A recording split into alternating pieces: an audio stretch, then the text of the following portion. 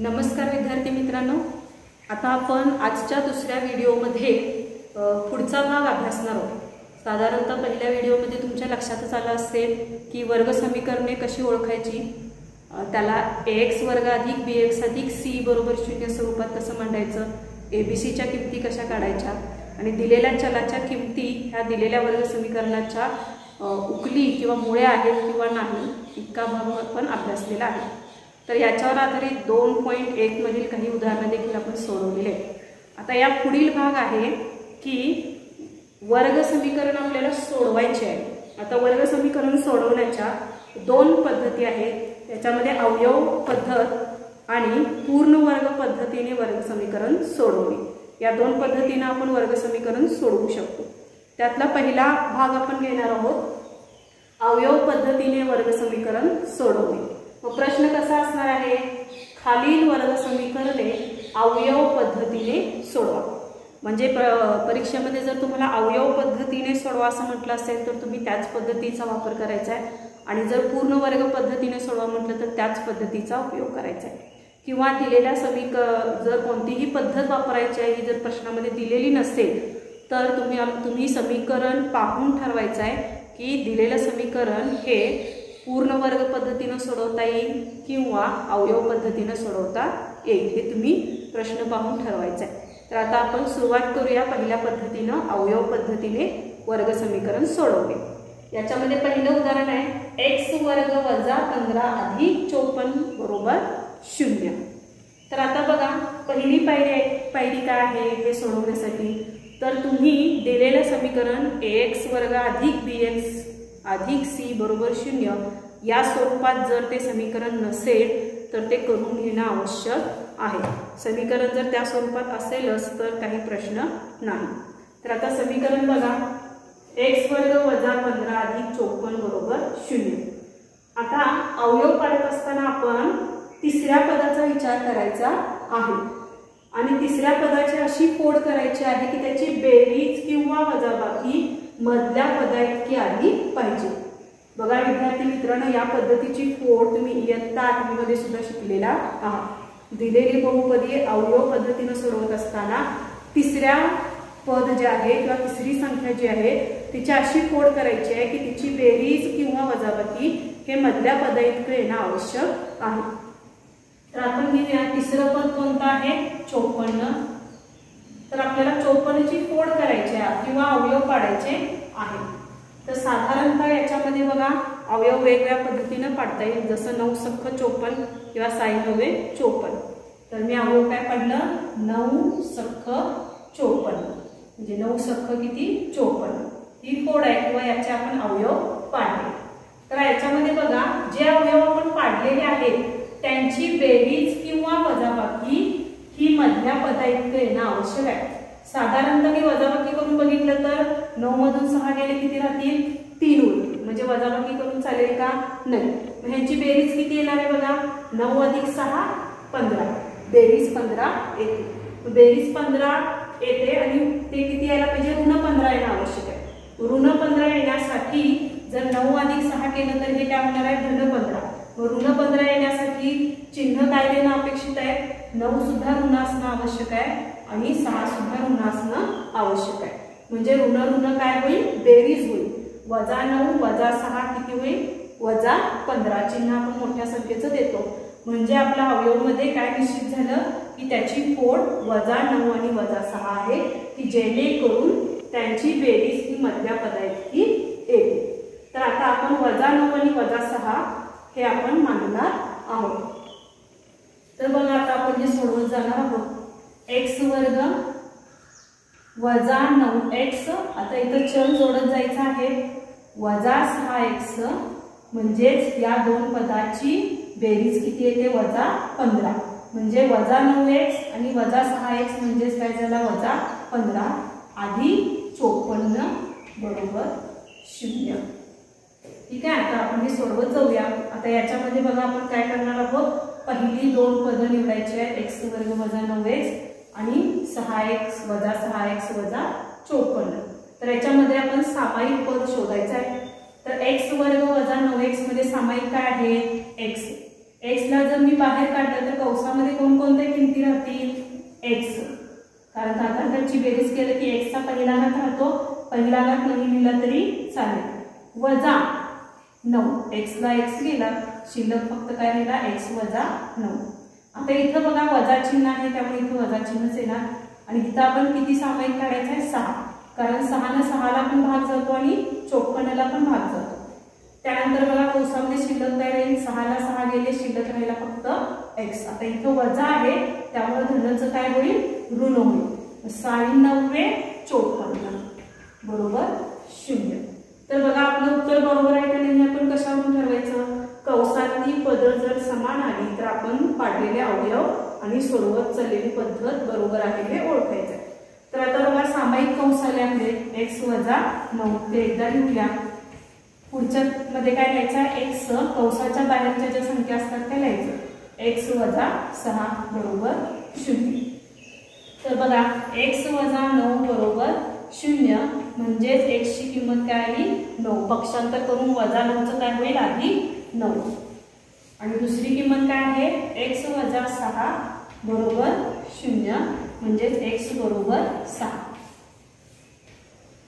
म्हणजेच एक्स बरोबर 9 आणि एक्स बरोबर 6 हे काय आहेत? या समीकरणाचे काय आहेत? उकली आहेत किंवा मुळं आहेत असं आपण म्हणू शकतो.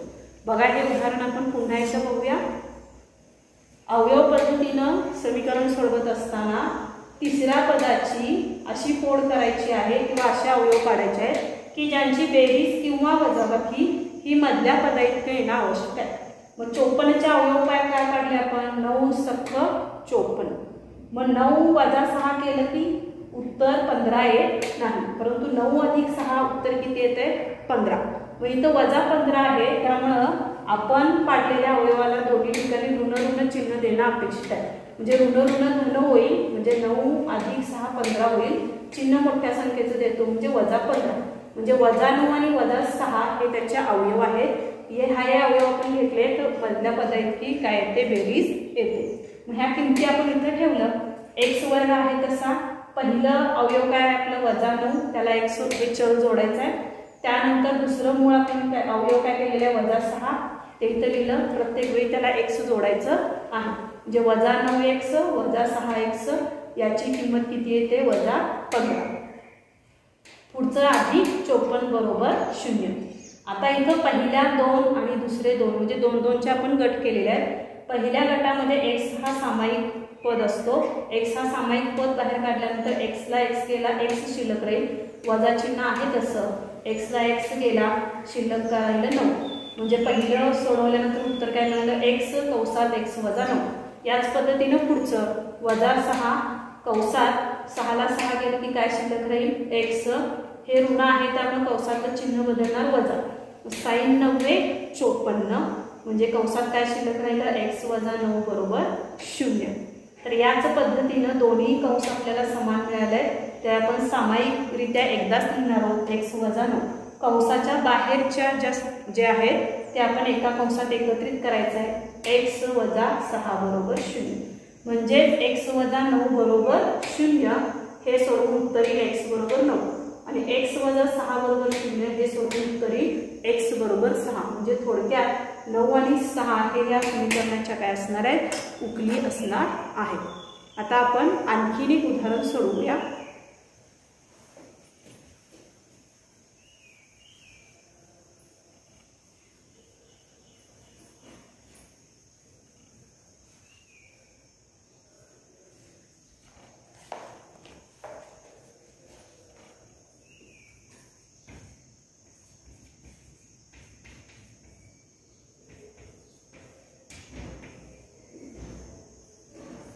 पुढचं उदाहरण आपण घेतलेलं आहे एक्स वर्ग अधिक एक्स वजा 20 बरोबर 0.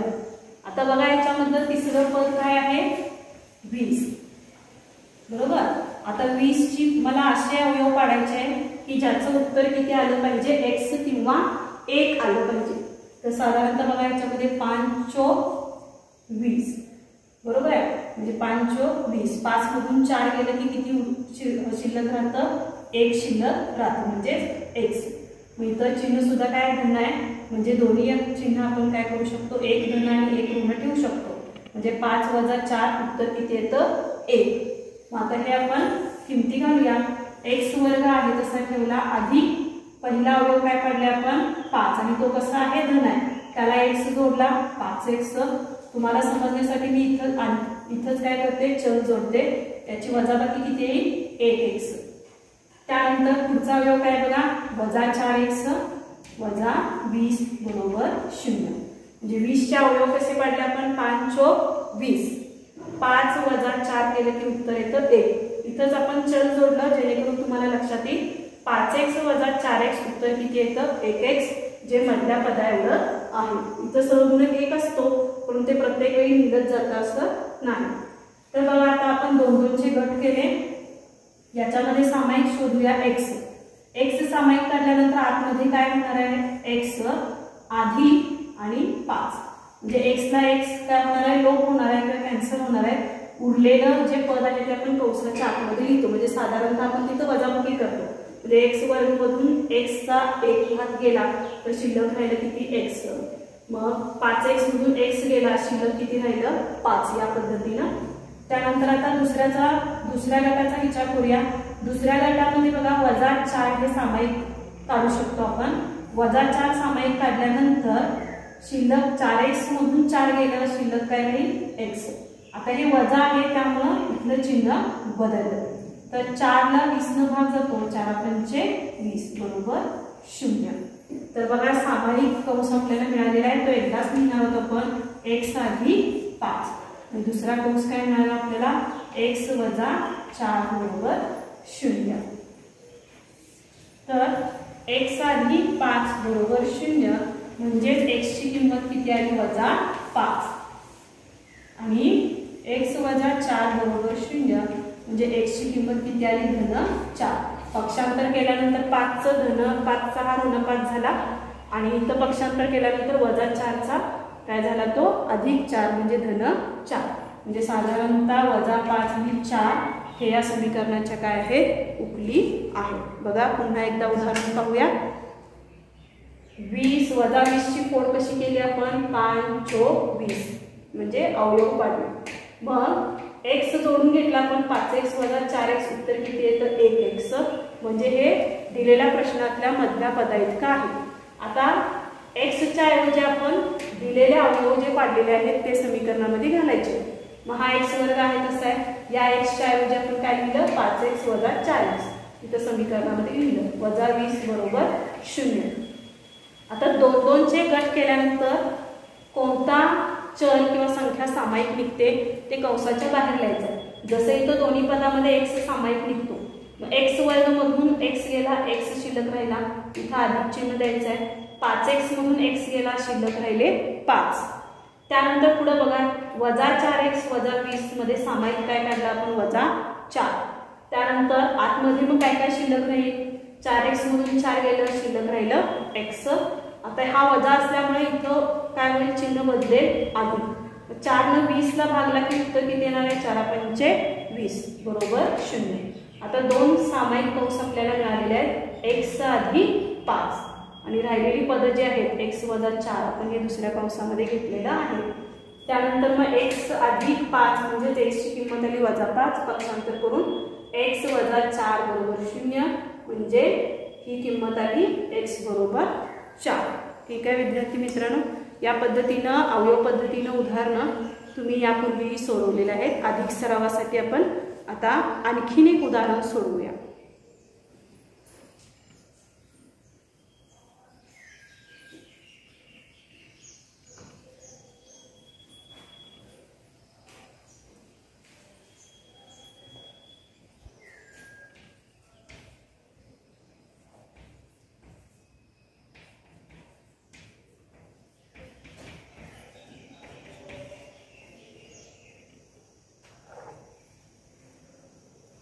आणखीन एक उदाहरण पहा. 2y चा वर्ग अधिक 27y अधिक 13 बरोबर 0. तर आता इथे तिसऱ्या पदाची आपल्याला अशी फोड करायची आहे की जिचं उत्तर मधल्या पदाइतकं आलं पाहिजे. तर साधारणतः इथे जर तुम्ही निरीक्षण केला तर तिसरं पद हे मधल्या पदापेक्षा मोठं आहे.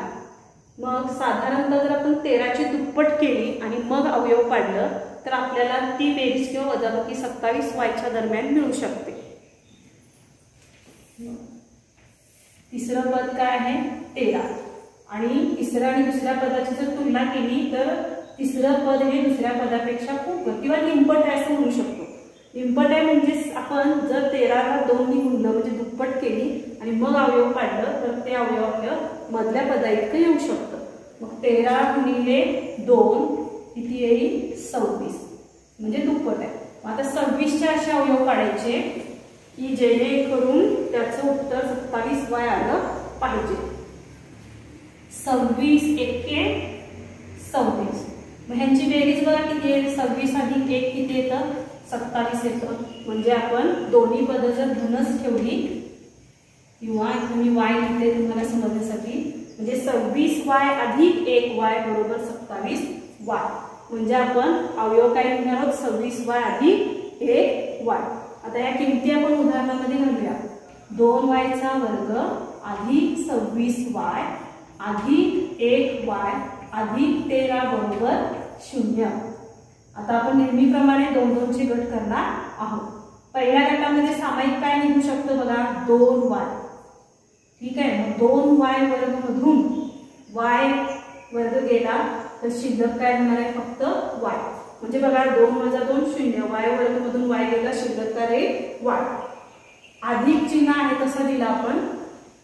आता 2 ने 26 ला भागले की उत्तर किती येणार आहे आपलं 13 आणि y ला y कॅन्सल झाला किंवा लोप पावला कंस पूर्ण। आता पुढे बघा अधिक आता इथं सामायिक काय निघू शकतो एकच निघू शकतो।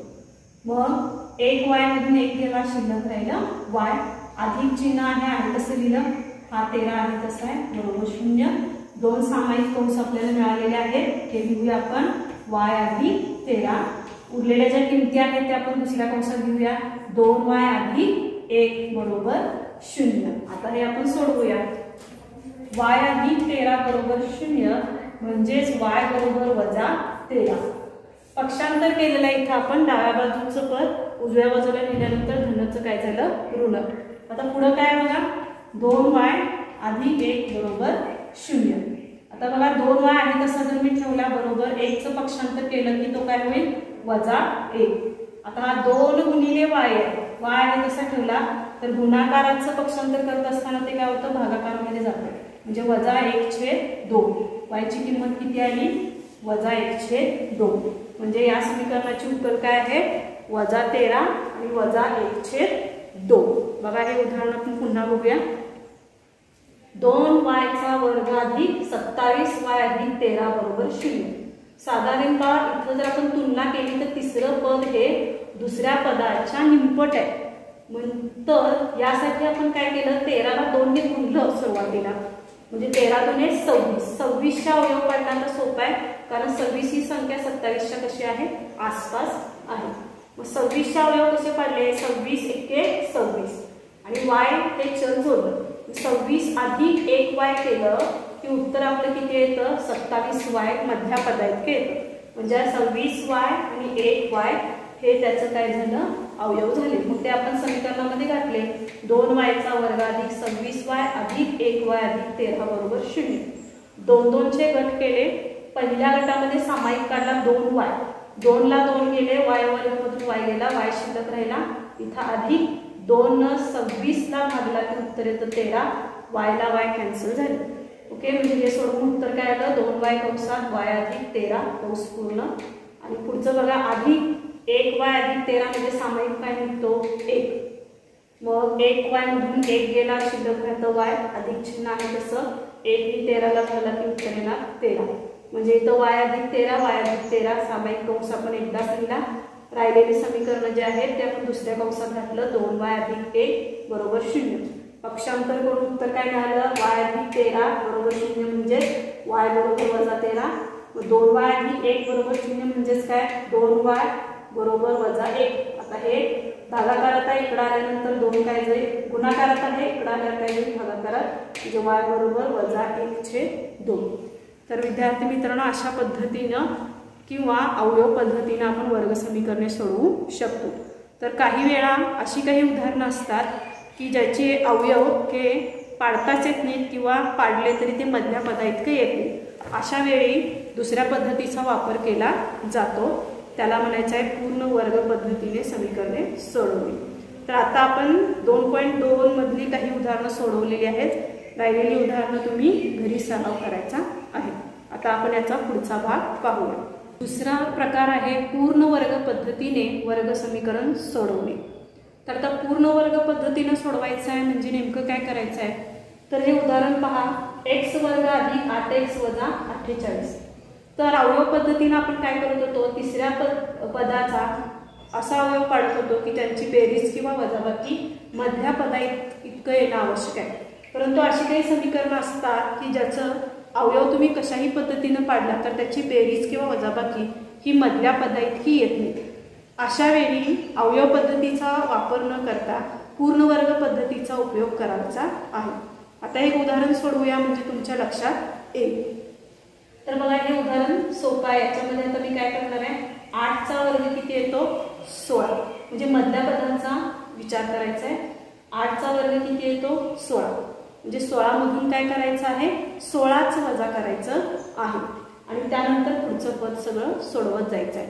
बघा इथं आपण लिहूया x चा वर्ग अधिक 8x आहे तसं लिहिलं मी. त्यानंतर 8चा वर्ग किंवा 8ची दुप्पट काय ते 8 गुणे 16.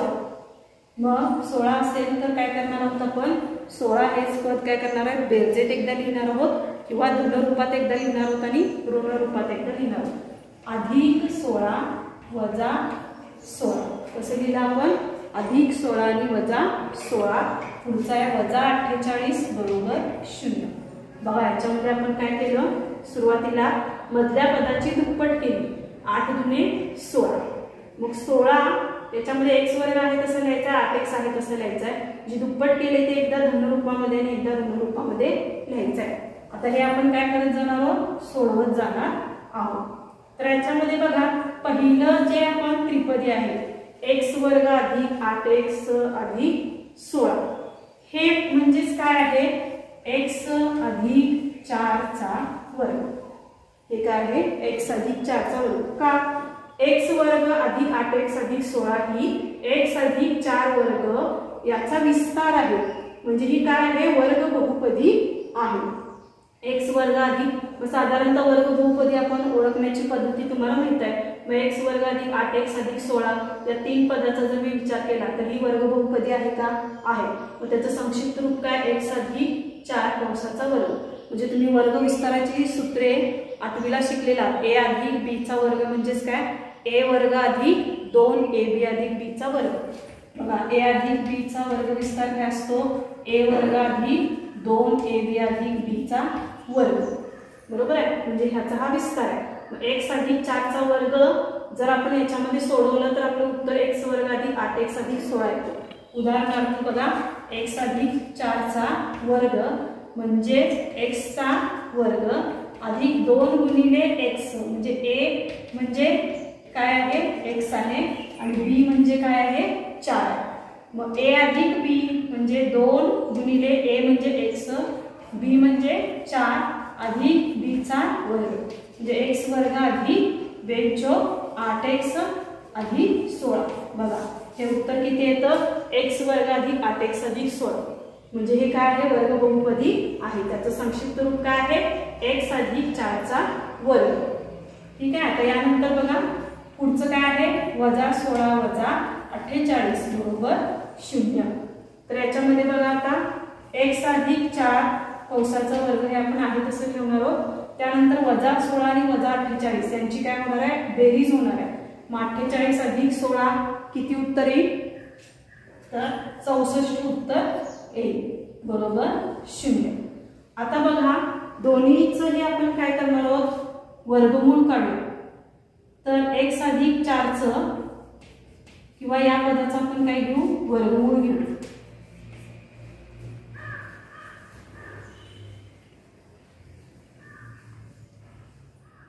मग आता x अधिक 4चं वर्गमूळ काय येणार आहे x अधिक 4. ठीक आहे. आणि आता 64चं वर्गमूळ किती येईल सांगा. 64चं वर्गमूळ येईल 8.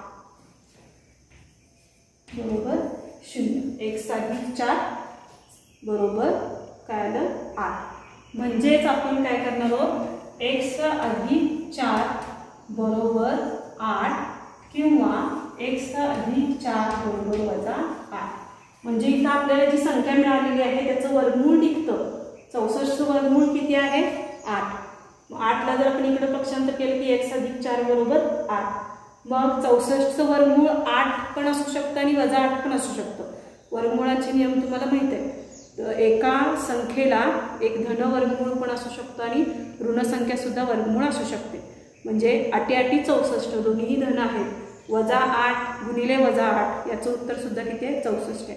म्हणजे एखाद्या संख्येला जर ती संख्या कुठल्या तरी संख्येचा वर्ग असेल तर ते धनसंख्या सुद्धा त्याचे वर्गमूळ असू शकतात आणि ऋण संख्या सुद्धा वर्गमूळ असू शकतात. म्हणून x अधिक 4 बरोबर 8 किंवा x अधिक 4 बरोबर वजा 8. आता हे आपण सोडवू शकतो. x अधिक 4 बरोबर 8 हे जर सोडवलं तर x बरोबर 8 4चं पक्षांतर केलं की वजा 4 होईल. x बरोबर 8 मधून 4 गेले शिल्लक राहिले 4. तर या पद्धतीने आपण पुढचं सोडवूया. x वजा 4 बरोबर वजा 8. x बरोबर वजा 8 हा वजा 4 इकडे आला की काय होईल धन 4. मग x बरोबर 8 मधून 4 गेले वजा 4. म्हणजे उत्तर 4 किंवा वजा 4 या पद्धतीने येऊ शकतो. सॉरी वजा 12 या पद्धतीने येऊ शकतो.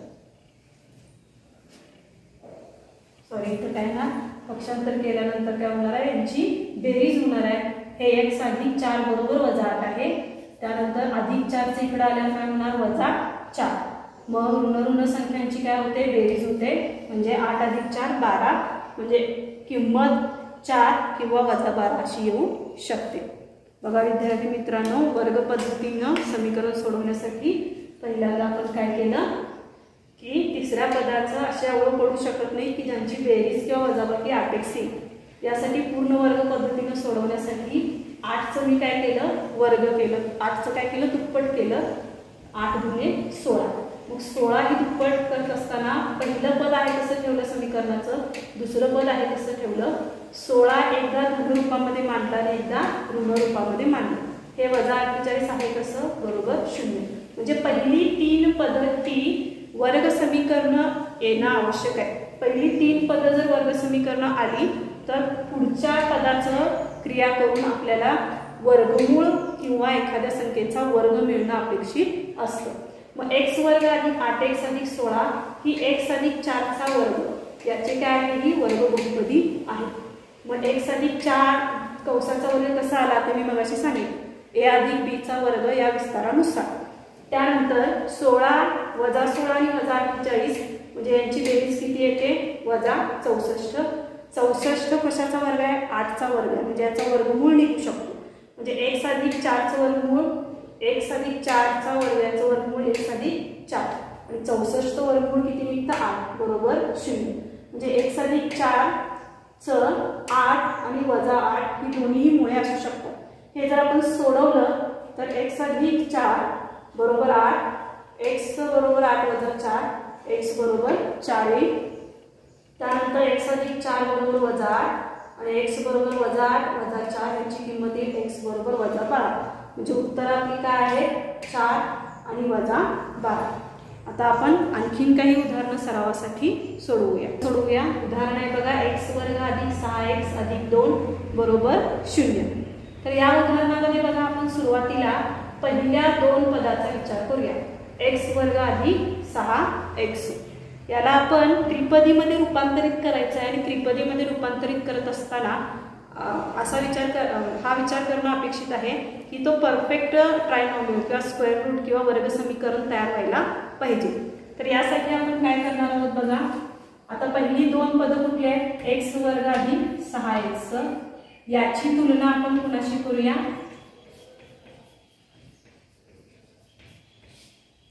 2xy शी करूया.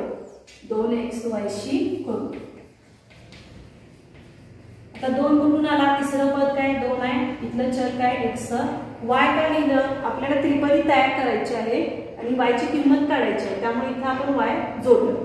तर याच्यामध्ये बघा x वर्ग अधिक 6x आणि दुसरं पद काय तयार झालं एक्स वर्ग अधिक 2xy. तर याच्यामध्ये बघा एक्स वर्ग हा सामायिक निघतो. राहिलं पद काय आपलं तर 2xy बरोबर 6x. 2xy बरोबर 6x. तर याच्यामध्ये आपण हे सोडवत जायचं. याच्यामध्ये बघा x ला x कॅन्सल झाला, शिल्लक काय राहिलं 2y बरोबर 6. तर आता y आहे तसा राहिला 6 भागिले 2 किती होईल 3. बरोबर आहे. y ची किंमत किती आली 3. तर 3 हा कुणाचा वर्गमूळ आहे 9चा किंवा 3 चा वर्ग काय होईल 9. म्हणजे y वर्ग बरोबर 3 चा वर्ग सुद्धा किती होईल 9. 3 चा वर्ग किती होईल 9. म्हणजे आपल्याला y ची किंमत किती मिळालेली आहे 9 मिळालेली आहे. त्यानुसार आता समीकरण आपण कशी मांडणी करणार आहोत बघा. x वर्ग अधिक 6x त्यानंतर अधिक 9 तीच संख्या वजामध्ये मांडायची आहे. वजा 9 अधिक 2 बरोबर 0. ही मांडणी अत्यंत आवश्यक आहे. समीकरणामधलं पहिलं पद दुसरं पद आहे तसं ठेवायचं आहे. ट्रायनॉमियल्स किंवा त्रिपदी बनवण्यासाठी आपण y ची जी किंमत काढलेली आहे 9 ती एकदा धनमध्ये आणि एकदा ऋणामध्ये ठेवायची आहे. परत पुढच्या प्रश्नामधलं तिसरं पद आहे तसं घ्यायचं आहे. आता ह्यातल्या पहिल्या त्रिपदीचा जर आपण विचार केला कुठला x वर्ग अधिक 6x अधिक 9 तर ही x अधिक 3 चा वर्ग याचा काय आहे विस्तार आहे. हे आपण करू शकतो. x अधिक 3 चा x वर्ग आहे. त्यानंतर 2 गुणिले पहिले पद गुणिले दुसरे पद केलं तर उत्तर आपलं किती येते 6x. 2 गुणिले x गुणिले 3 केला की उत्तर किती येतं 6x. दुसऱ्या पदाचा वर्ग म्हणजे 3 चा वर्ग किती येते 9. म्हणजे x अधिक 3 चा वर्ग केला की माझं उत्तर काय येणार आहे x वर्ग अधिक 6x अधिक 9. म्हणजे ही वर्ग बहुपदी आहे. आता राहिला भाग कुठला भाग पुढचा तर वजा 9 अधिक 2 म्हणजे इथं वजाबाकी होणार. 9 मधून 2 गेले वजा 7 बरोबर 0. आता पुढे बघा x अधिक 3 च वजा आता 7 चा वर्गमूळ निघतो का निघत नाही. आणि x अधिक 3 चं वर्गमूळ किती आहे x अधिक 3. 7 चं निघतं का निघत नाही म्हणून ते वर्गमूळात ठेवलं बरोबर 0. मग याचं जर आपण पक्षांतर केलं तर उत्तर काय होईल x बरोबर वजा 3 आणि हा धन होईल किंवा चिन्ह लिहूया आपण वर्गमूळात 7. किंवा आपण हे अशा पद्धतीने ठेवलं x अधिक 3 अधिक वर्गमूळात 7 बरोबर 0. तर पक्षांतर करून उत्तर किती येणार आहे वजा 3 आणि वजा वर्गमूळात 7. या पद्धतीने आपली ही काय येतील उत्तरं येतील. लक्षात आलं. वजा अधिक 3 इकडे गेला काय होणार वजा 3 आणि हे सुद्धा अधिक वजा वजा काय होईल अधिक. म्हणजे उत्तर काय येणार आहे आपलं x वजा 3 अधिक वर्गमूळात 7 आणि अधिक 3 वर्गमूळात 7. या पद्धतीने आपली काय येतील दोन्ही उत्तरं येतील. बरोबर आहे. पक्षांतर केल्यानंतर x बरोबर वजा 3 अधिक वर्गमूळात 7 आणि ह्याच्यानुसार पक्षांतर केलं तर वजा 3 वजा वर्गमूळात 7. या पद्धतीने आपली उत्तरं येतील. उदाहरण आपण पुन्हा समजावून घेऊया. x वर्ग अधिक 6x अधिक 2 वर्ग 0 याच्यामध्ये आपण पहिल्या 2 पदाचा विचार करूया. मग x वर्ग अधिक 6x याची तुलना आपण तिसरं पद म्हणजे 2 पूर्वीचं चल आहे x आणि y म्हणजे त्रिपदी तयार करायची आहे 2xy शी करू. मग x वर्ग अधिक 6x आणि x वर्ग अधिक 2xy अशी 2 पद तयार होतात. याच्यामध्ये x वर्ग कॅन्सल केला तर शिल्लक काय राहतं फक्त 2xy बरोबर 6x. x ला x कॅन्सल होईल शिल्लक काय होईल 2y बरोबर 6. 2 चं पक्षांतर झालं की तो भागाकारात जाईल y बरोबर 6 भागिले 2 y बरोबर 3. मग y चा वर्ग आणि 3 चा वर्ग केला तर उत्तर आलं आपलं 9. तर आता 9 ही किंमत आपल्याला या समीकरणामध्ये ठेवायची आहे. ठेवल्यानंतर काय झालं पहा. पहिलं पद आहे तसा x वर्ग अधिक दुसरं पद 6x आहे तसं ठेवले. y ची किंमत किती काढली आपण 9.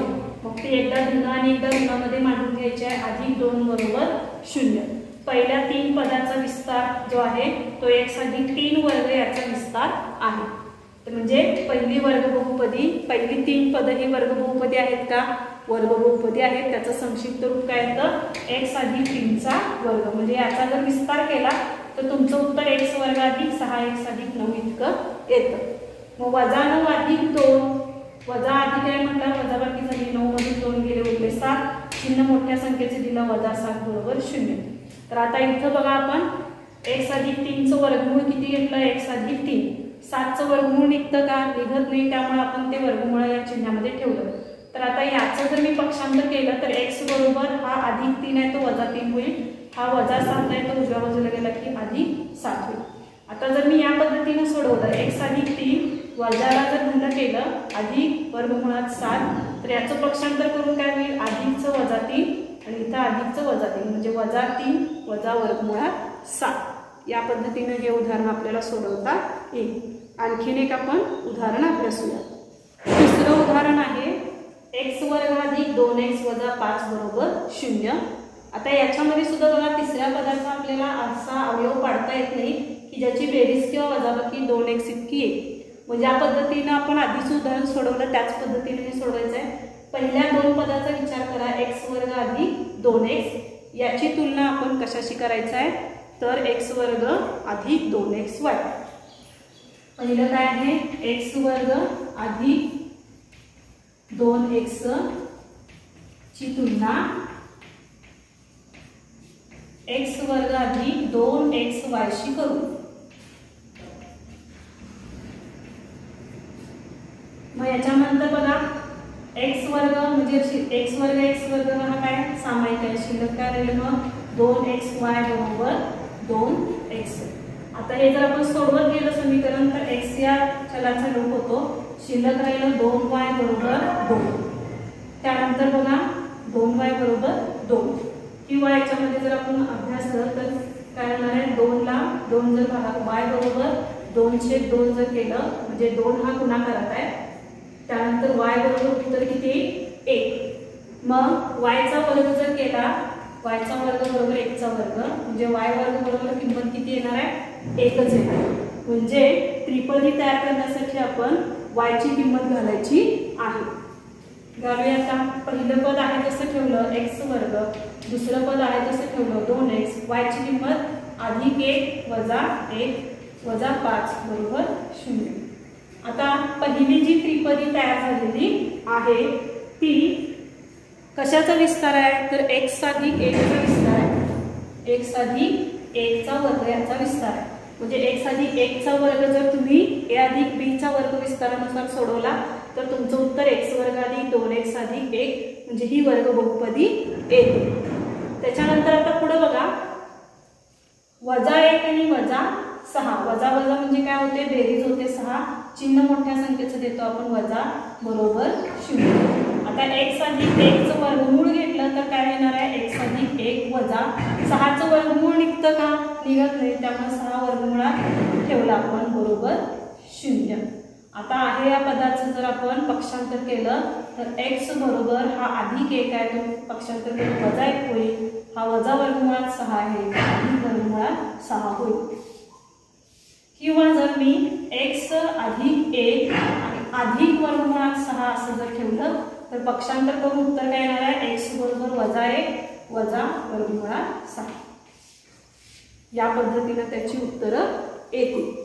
बघा विद्यार्थी मित्रांनो, सुरुवातीला आपण x वर्ग अधिक 2x या 2 पदाची तुलना 2xy शी केली. याच्यामध्ये x वर्ग हा कॉमन फॅक्टर आहे. त्यानंतर मग 2x आणि 2xy हे जर आपण समीकरणाच्या रूपात मांडलं तर x ला x कॅन्सल होईल, 2 ला 2 पण कॅन्सल होईल किंवा 2 जर इथं 2y जो शिल्लक राहिलेला आहे तो 2 इकडं आला की भागाकारात जाईल.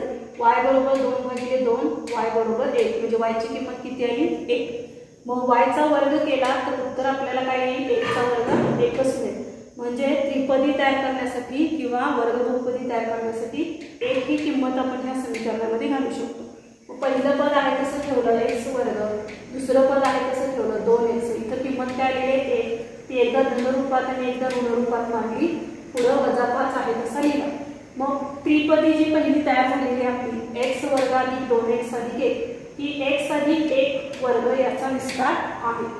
म्हणजे पहिलं 3 पदं जी आलेली आहेत ती वर्ग बहुपदी आहे. त्यानंतर -1 आणि -6चं उत्तर किती आलं, -6 बरोबर 0. आता याचं जर आता -6चं वर्गमूळ निघतं का, निघत नाही, त्यामुळे वर्गमुळात आहे तसं ठेवलं. x अधिक 1 चा वर्ग याचं वर्गमूळ किती येणार आहे, x मग काय पद तयार झालं, x अधिक 1 वजा वर्गमूळ 6 बरोबर 0. मग याचं पक्षांतर करून x ची किंमत काढली तर x बरोबर अधिक 1 चं वजा 1 होईल आणि वजा वर्गमूळ 6 चा अधिक वर्गमूळ 6 होईल.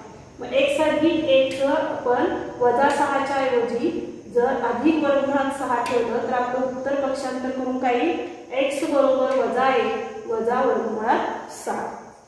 ठीक आहे. तर विद्यार्थी मित्रांनो, या पद्धतीने आपण पूर्ण वर्ग पद्धतीने काही उदाहरणं सोडवलेली आहेत. आजच्या दोन्हीही व्हिडिओमध्ये आपण वर्ग समीकरणामधील सराव संच 2.1, 2.2 आणि 2.3 पर्यंतचा भाग पूर्ण केलेला आहे. राहिलेली जी उदाहरणं आहेत या सराव संचमधील ते तुम्ही घरी सराव करायची आहेत. पुन्हा भेटू पुढील व्हिडिओमध्ये. धन्यवाद.